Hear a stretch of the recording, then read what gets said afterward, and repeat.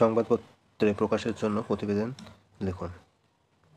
নিম্নে প্রদত্ত সূত্রগুলি ব্যবহার করে জনপ্রিয় দৈনিক সংবাদপত্রের জন্য অনুযায়ী 200 শব্দে একটি প্রতিবেদন রচনা করুন। ভারতে পানীয় জলের সংকট। সূত্র: প্রতিদিনের জীবনে জলের প্রয়োজনীয়তা, পরিশ্রুত পানীয় জলের উৎস, অবৈজ্ঞানিক এবং অপরিকল্পিতভাবে ভূগর্ভস্থ জলের ব্যবহার, জল স্তর ক্রমাগত নিচে নেমে যাওয়া, বিভিন্ন কীটনাশক ও বিষ ভূগর্ভস্থ জলের সঙ্গে মিশে যাওয়া, কলকারখানার বর্জ্য নিকাশে পরিকল্পনার অভাব, বিভিন্ন মহানগরীতে পানীয় জলের সংকট বিশেষ করে গ্রীষ্মকালে। বৈজ্ঞানিকদের পূর্বাভাস, বিভিন্ন শহর ও নগর পানীয় জল শূন্য হবে আগামী 20 থেকে 30 বছরের মধ্যে।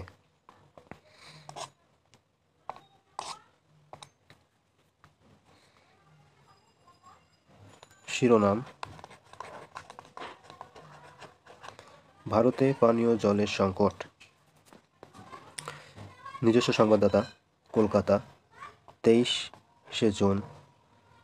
জল না থাকলে আমাদের পরিচিত জীব জগতের সৃষ্টি হতো না।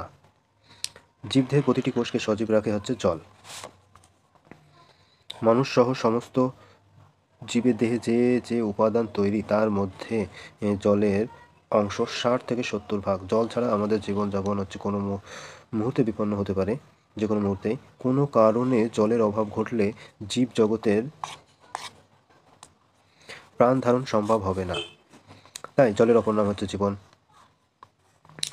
জলের উপস্থিতির কারণে পৃথিবীতে প্রাণের উদ্ভব ও বিকাশ সম্ভব হয়েছে। তাই প্রতিদিনের জীবনে জলের গুরুত্ব সম্পর্কে কোনো সন্দেহের অবকাশ নেই। স্বাদু জলের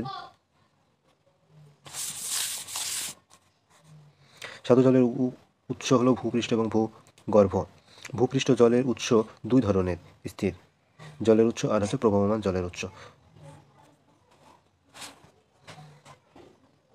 তবে আমরা ভূগর্ভের পরিশ্রুত জলকে দৈনন্দিন জীবনে পানীয় জল হিসেবে ব্যবহার করি। আমাদের প্রাত্যহিক জীবনে ভূগর্ভস্থ জলের ব্যাপক ব্যবহার, বিশেষ করে খাদ্যদ্রব্য প্রস্তুতিতে পানীয় জল হিসাবে পরিষ্কার পরিচ্ছন্ন রাখার জন্য ভূগর্ভস্থ জল বহুল পরিমাণে ব্যবহৃত হয়। এছাড়া কলকারখানা এবং বিদ্যুৎ উৎপাদন কেন্দ্রের অধিক চাপে জলীয় বাষ্প উৎপাদন করার জন্য এবং বজ্র পদার্থ নিষ্কাশনে জল ব্যবহার করা হয়। কৃষিকাজে ভূগর্ভস্থ জলটা সিংহভাগ ব্যবহৃত হয়। তার ফলে কৃষিকাজে ব্যবহৃত কীটনাশক ও বিষ ভূগর্ভস্থ জলের সঙ্গে ক্রমাগত মিশে যাচ্ছে। আর এই ভূগর্ভস্থ জলের অবৈজ্ঞানিক এবং অপরিকল্পিতভাবে ব্যবহারের ফলে জলের ভীষণ অপচয় হয় এবং সঞ্চিত ভাণ্ডারের অবলুপ্তি ঘটে। কলকারখানার বজ্র নিকাশে পরিকল্পনার অভাবে জলের দূষণ ঘটে। ভূপৃষ্ঠে জলবিভাজিকা নিয়ন্ত্রণ ঠিক না থাকায় পুনরায় জল সঞ্চয়ের পথে বাধাপ্রাপ্ত হচ্ছে।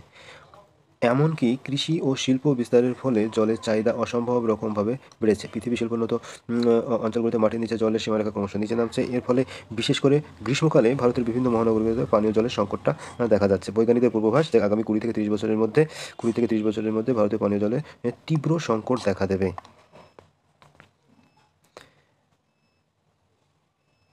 এই জল সংকট ও দূষণ প্রতিরোধের জন্য প্রয়োজন ব্যক্তিগত প্রচেষ্টা, প্রযুক্তিগত প্রচেষ্টা এবং প্রশাসনিক পদক্ষেপ। প্রযুক্তির মাধ্যমে বিভিন্ন নদীর জলকে শোধন করা, প্রশাসনিক ক্ষেত্রে আইন রক্ষা করার ব্যবস্থা এবং ভবিষ্যৎ পরিকল্পনা রূপায়ণ প্রয়োজন। তাহলে জলের অপর নাম জীবন এবং জল না হলে প্রাত্যহিক জীবনে সংকট সৃষ্টি হয়। সেই জীবনের প্রয়োজনে জলের ব্যবহার আরও স্বাভাবিক ও সংকটমুক্ত হতে পারবে।